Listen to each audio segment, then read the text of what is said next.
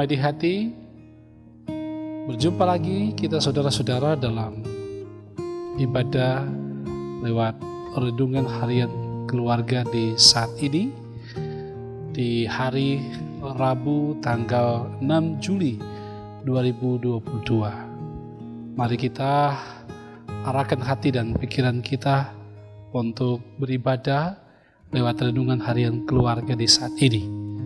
Kita berdoa. Ya Tuhan Allah Bapa di dalam sorga, Tuhan Yesus Kristus, Juru Selamat kami. Ada pujian dan syukur yang kami persembahkan kepadamu, oleh karena anugerah kasih Bapa bagi kami yang memungkinkan kami menikmati hari baru saat ini. Sebelum kami melaksanakan berbagai hal ataupun ketika saat kami melaksanakan berbagai hal sebagai bagian dari tugas tanggung jawab pekerjaan kami. Kami rindu membekali kehidupan ini dengan kebenaran firman-Mu. Kasih kuasa Roh Kudus menuntun kami untuk membaca, merenungkan firman Tuhan, beribadah lewat renungan harian keluarga saat ini. Dimanapun kami berada dalam kondisi apapun, baik ketika kami ada dalam luapan sukacita dengan berbagai berkat Tuhan, maupun ketika kami ada dalam berbagai pergumulan kehidupan. Tetapi ya Tuhan, kami pun berdoa, ampun kami dari salah dan dosa yang kami perbuat melawan kehendak-Mu. Kami siap merenungkan firman Tuhan dalam nama Tuhan Yesus, firman yang hidup, kami berdoa. Amin. Saudara-saudaraku yang dikasihi, diberkati oleh Tuhan, kita hendak membaca firman Tuhan dalam Perjanjian Baru, kitab 1 Timotius pasalnya yang pertama, ayatnya yang ke-6. Sekali lagi, bacaan kita di saat ini dalam 1 Timotius pasal 1, ayatnya yang ke-6. Firman Tuhan seperti ini. Tetapi ada orang yang tidak sampai pada tujuan itu dan yang sesat dalam omongan yang sia-sia. Saudara, itulah kebenaran firman yang kita baca di saat ini. Terpujilah Tuhan, dengan firman-Nya berbahagialah mereka yang mendengarkan firman Tuhan dan merenungkan, bahkan melakukan firman-Nya. Mari saat ini kita merenungkan bagian ini yang diberikan judul Hindarilah Hoaks.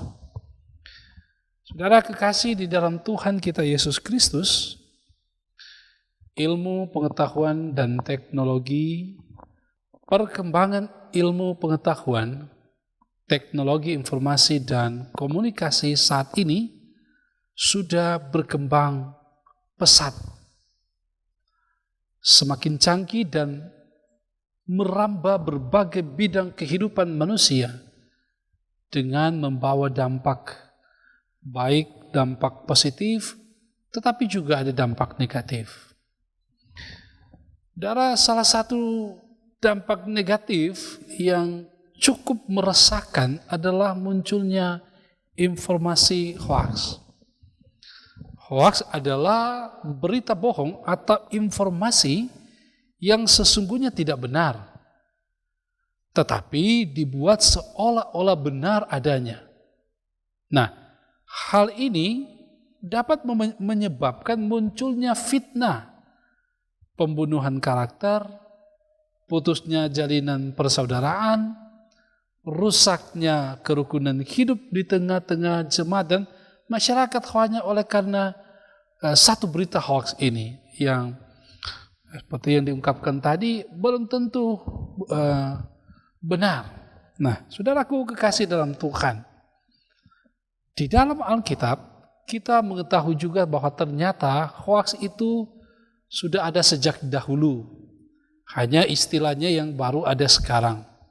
Nah, contohnya dalam Alkitab kita bisa mengingat cerita tentang Yusuf dalam kitab Kejadian 39 ayat 11 sampai 20.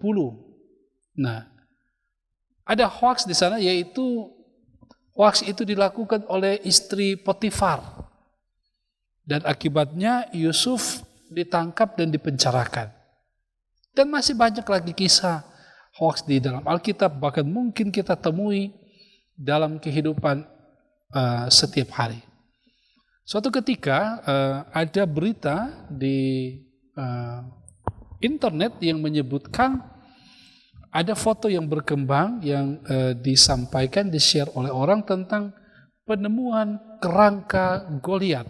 Ya, tentunya foto itu ditunjukkan tengkorak itu sangat besar.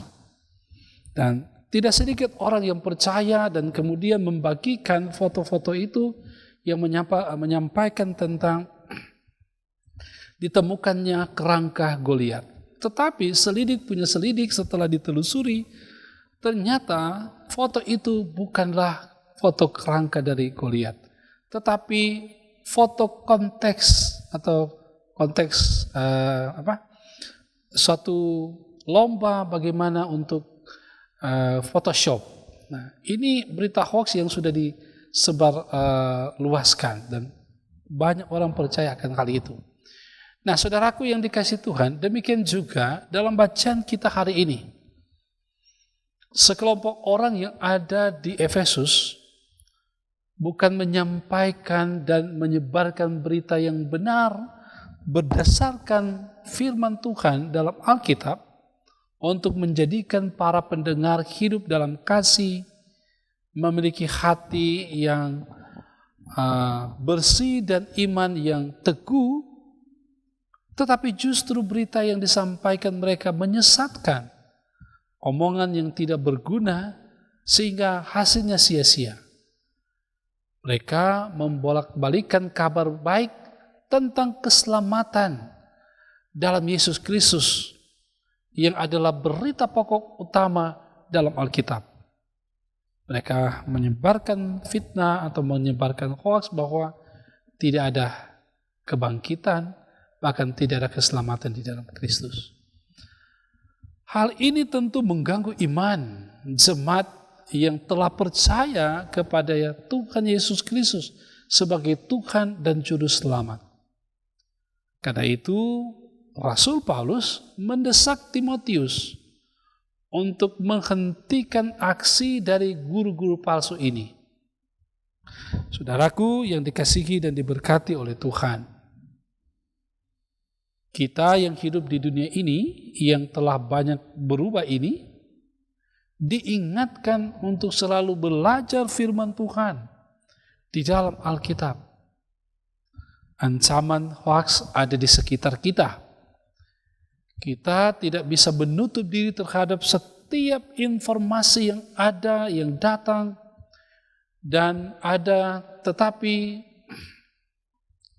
bersikaplah lebih bijaksana dalam menanggapi kebenaran dari informasi sebelum itu kita bagikan kepada orang lain. Nah, banyak kali terjadi hal-hal yang tidak diinginkan oleh karena kita memposting, mengupload informasi yang belum tentu sekali lagi kebenarannya. Nah, cepatnya penyebaran informasi tetap perlu disikapi dengan tenang dan jernih. Kita harus bijaksana dalam mempercayai informasi yang diperoleh dengan memastikan kembali beberapa sumber yang terpercaya. Saringlah setiap informasi itu agar setiap informasi yang kita terima ataupun yang akan kita sampaikan berkaca dan bersandar pada firman Tuhan. Saya mengajak kita semua hari ini untuk tidak terlibat menyebarkan hoax. Hanya dengan demikian juga kita dapat terhindar dari hoax. Tuhan memberkati kita hari ini. Amin. Mari kita berdoa.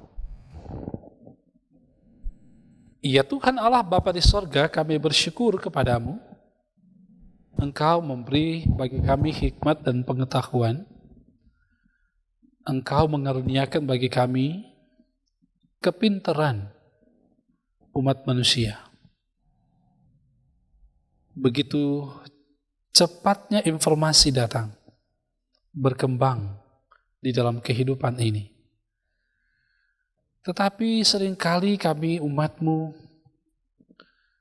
tidak memperlengkapi diri dengan cepatnya informasi datang itu, dengan kemampuan untuk memfilter, memilah mana informasi yang benar dan mana informasi yang tidak.